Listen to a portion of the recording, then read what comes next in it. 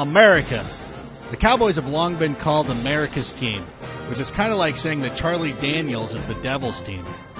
But for all the love some people have for the Cowboys, to most of us, this team is nothing more than the Yankees, Celtics, and LeBron James rolled into one. So on this celebration of our independence, we will look at some of the most embarrassing moments in Cowboys history, at least on the field. So we'll skip the facelifts, the arrest, and all those covered seats during the Super Bowl. For America.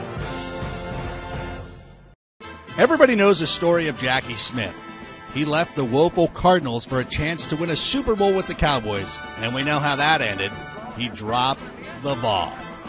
That's embarrassing, but not as embarrassing as the announcer's hyperbole right here. Oh, bless his heart, he's got to be the sickest man in America. The sickest man in America? Are you meaning to tell me that there's not, like, prisoners who are sick? Or what about actual sick people? The point is, keep your hyperbole in check. And one more thing bothers me about this video. Can we check out Danny White there?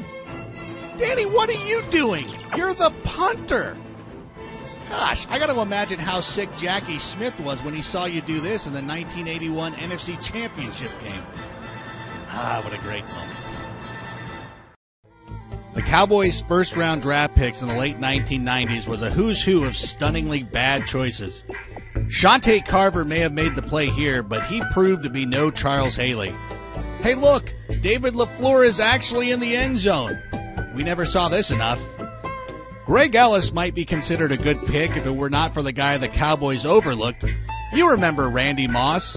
He was the guy torching the Cowboys in this Thanksgiving Day game in 1998 when he had about 350 receiving yards and 6 touchdowns. Deep in the end zone, caught! Super freak, touchdown!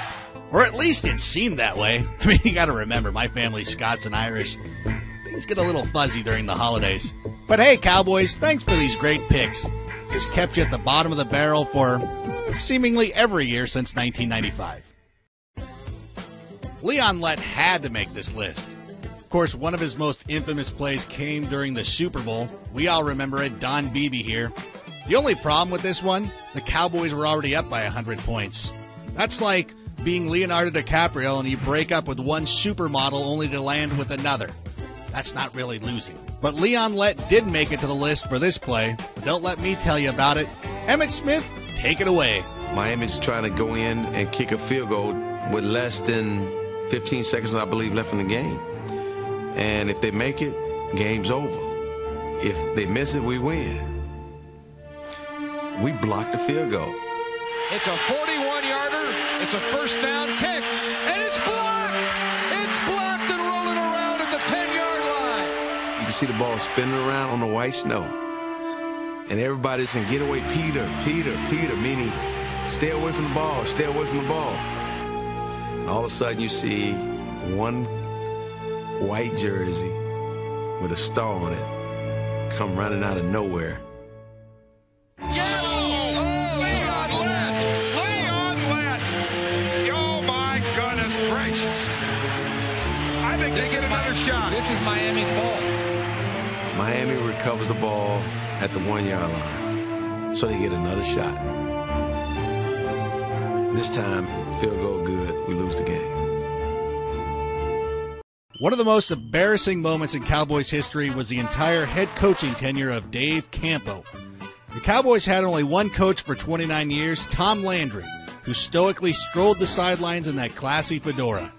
Jimmy Johnson, of course, came in and won a pair of Super Bowls before he left. Jimmy Johnson's taken his team from the absolute worst to the absolute best. Even Barry Switzer managed to win a Super Bowl. You would have to be a pretty bad coach to not win a Super Bowl with the Cowboys, and thankfully, Campo was going 15-33 in 3 seasons. 3 forgettable seasons, that is. Tony Romo has had his share of embarrassing moments. From Jessica Simpson sitting in the stands wearing a pink jersey, the trip to Mexico during the playoffs. But what is going on here? The job they asked the punter to do was botched as Romo dropped this gimme. But let's not put all the blame on Romo here. Hey, nice effort, Martin Gramatica. Could you at least tip that guy? He's on one leg. Look at him. How do you not push him over? one little chip or the slightest change of momentum, and Romo might have run this in for a score, at least a first down. I mean, remember, they only needed a yard. Oh well, at least Grammatica's significant other wasn't wearing a pink jersey. And thankfully, Romo's only won one playoff game, so this is a win-win. And the number one embarrassing moment comes courtesy of my Los Angeles Rams. Now, let's be honest, this isn't really embarrassing, but more like a great moment in our nation's history. Here, Vince Ferragamo, who started the season on the bench, rallied the Rams with a touchdown pass to Billy Waddy. Hey, Mitchell, back that up. How many Cowboys defenders were there? 1, 2, 3, 4, 5, 6. 6 Cowboys. That's incredible. The Rams' win was not only a victory for themselves, but it was a win for America. Remember, the Cowboys had been a dynasty in the NFC. But after this loss, the Cowboys would go on to lose 3 consecutive NFC Championship games and would not return to the Super Bowl until 1992. Or in other words, the greatest years in America. Happy 4th of July, everyone.